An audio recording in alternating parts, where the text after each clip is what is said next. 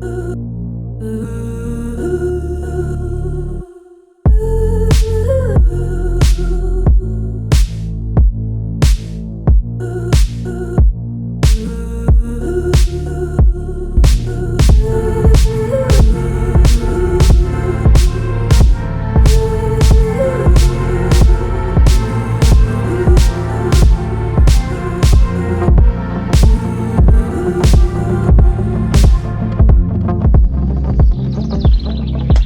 my name's Kyle. And my name's Sydney.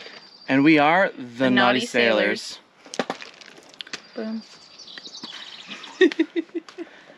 So a little background about who we are. I am a hydrovac operator. I spend my days getting covered in mud and dirt, and I also grew up sailing. I started sailing when I was about 10 years old. When I was about 16, I started keelboat racing. When I was about 16, I started keelboat racing.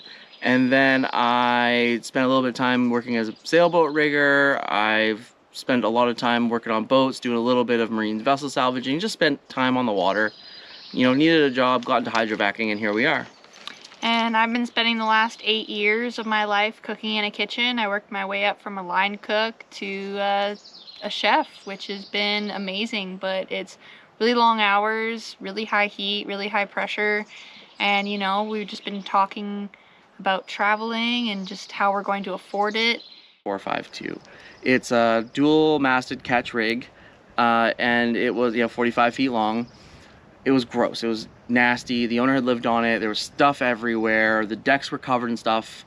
It had a bit of a starboard list to it. Not sure why. There was a bunch of equipment on that side.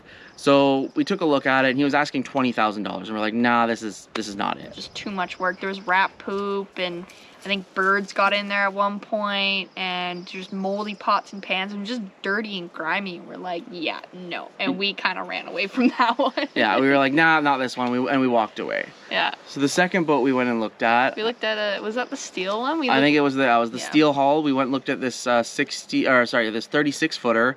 It was a 36-foot steel-hulled boat that the owner had put a ton of money into. It had a brand new B&G electronic system in it. It was really nice. It was just too small for us. Like the sails, the rigging still would have to be replaced. Like they weren't in bad shape necessarily. But for blue water sailing around the world, you know, we're gonna want to replace all of that stuff no matter what. It would have been fine for like coast to coast, kind of around here. Yeah, if we were stayed locally.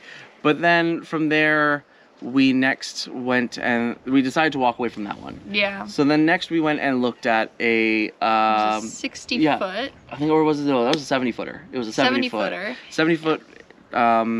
And it needed a lot of work. He was asking $80 for it. And we get there, and it turned out to be a wooden boat, which I won't touch a wooden boat with a 10-foot pole. No, too much work. Fair. Yeah. So we get there, and the photos must have been older than we were. Yeah. Like everything needed to be replaced, and down to all the teak decking had to be ripped up and redone. The masts were still wooden. The masts would have to be redone, or new masts in it. You know, the booms were wooden. Like all of that stuff would have to be replaced. There was mold everywhere on that boat, and I was so surprised because even like the Morgan didn't have really any mold. So we kind of compared it to that one and kind of compared it to the steel boat, and we're like, okay, like we're gonna continue to look.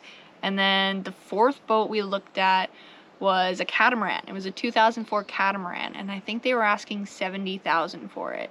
And it was really nice boat, awesome interior, but no storage and so much mold. Yeah, covered in mold. And we were like, where is all this mold coming from?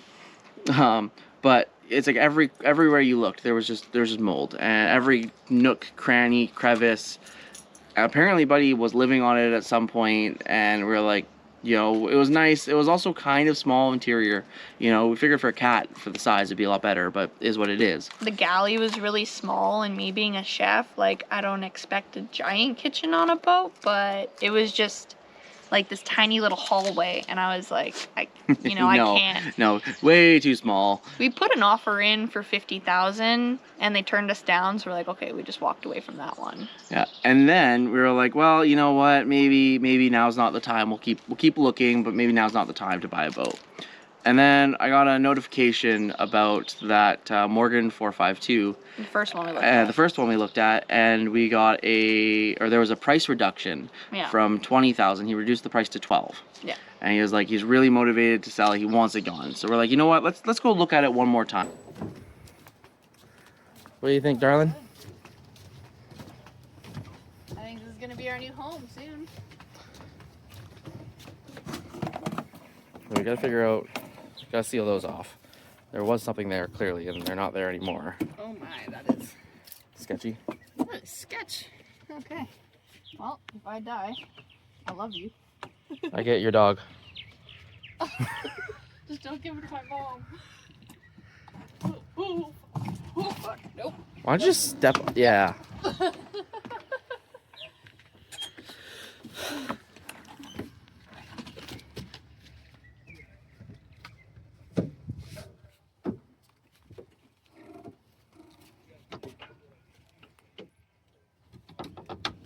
How do I get it? Yeah, push that back, yeah. There we go. Push that all the way back. Keep going, keep going, keep going. Okay. All right. Ladies first. Oh, thank you. She needs a lot of work. Oh yeah, this guy did not do any cleaning.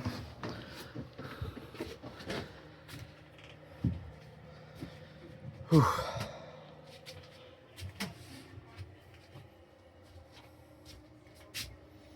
Wow, you think, do some sort of cleaning.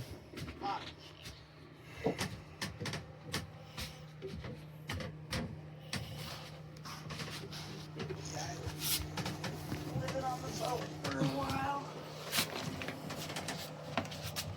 Oh, it's so hot here. All right. Crack a window. Oh, windows are cracked. Literally. Like actually cracked. Yeah.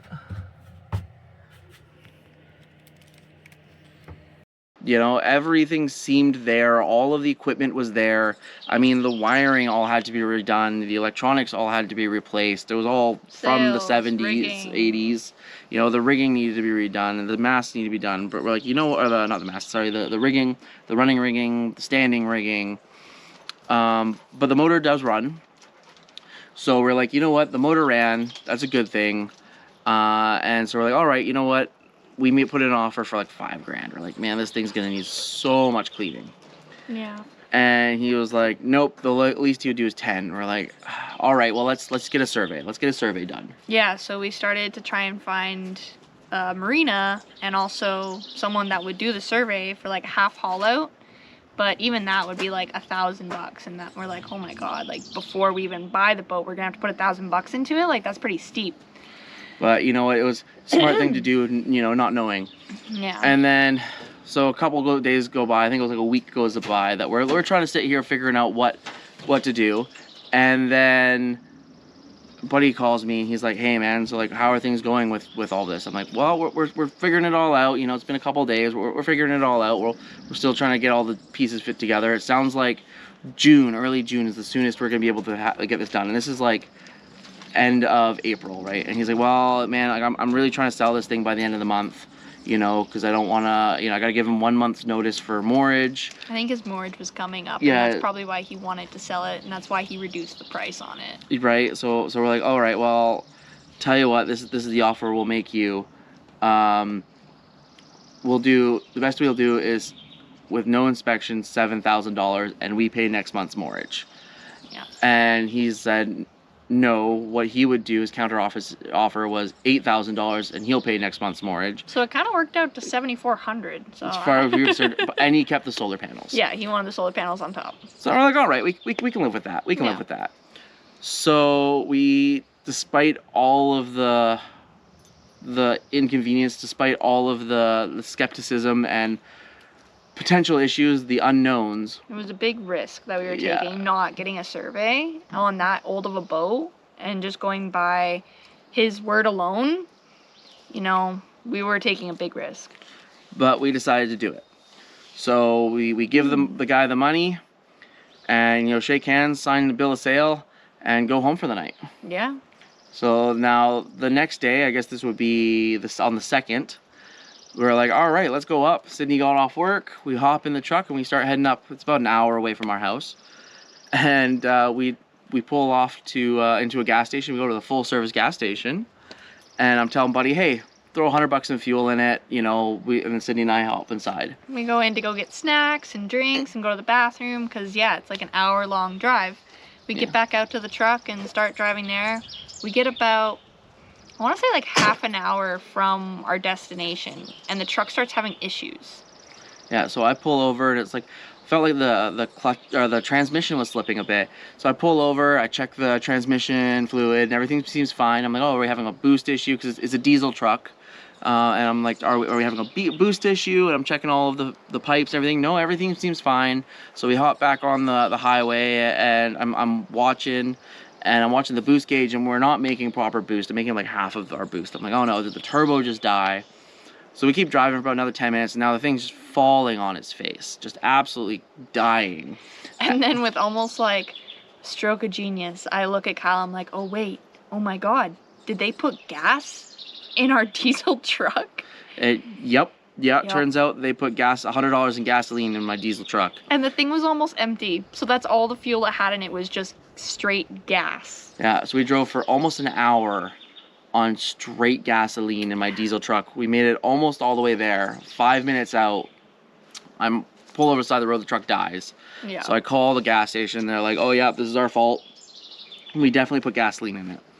So I ended up driving it 5 more minutes down the road just to get to our destination. Yeah, we limped it the rest of the way. Limped it the rest of the way because I had family coming to meet me on the boat, or meet us on the boat, help us work on it. And so I limp it there, and now we get there. This is day 1, and we're working on the boat. And of course, the whole time we're there, I'm sitting there back and forth with tow companies and the gas station, and trying to figure out where we're gonna bring the truck and how we're gonna what we're dealing with it. How we're gonna get home. Yeah, how we're gonna get home. On top of that, also trying to sort and organize through the boat, and also having my family there. We're trying to sort and organize who's doing what. Is with Sydney. Yeah, that was fun. So that was fun. made some good progress, and then the tow truck showed up about 8 p.m. So we were like, all right, guys, that's it. That's our time. So we, hop in the truck and start heading back. Got it towed back to my work. Made a good buddy, Ethan. He's a good tow truck driver. Shout out to Ethan, tow truck driver, great guy. Made a buddy, so we drove down, got it dropped off at my work. Along the way, we stopped at the house so Sydney could grab the car. And then I met him down at his work and picked him back up and waited till the following Monday so then the truck can get a different tow truck to bring it from Kyle's shop to another shop so then they can figure out if there's any way to save the truck. We kind of already figured at that point for how long we drove it, not knowing that there was gas in our diesel, that the truck was kaput. But insurance and everything. Yeah, we had to figure it out. We can't just be like, oh, truck's done. Right? Yeah, so yeah, that's first day adventure. Yeah, that was first day of boat ownership. It did not go the way we were planning. We were so excited to go, and then just the stress of everything with the truck. But you know what? We made it through that day. Yep. So I guess, stay tuned to see what happens, with our brand new boat. Well, brand new old boat. Yeah. See, we have big plans for the boat. Our plans are to get it cleaned up, get it on the water, sail it back down to Victoria, haul it out of the water, and then bring it home. So that's the plan. Yeah. And come along, see how the ride goes. All right. Bye.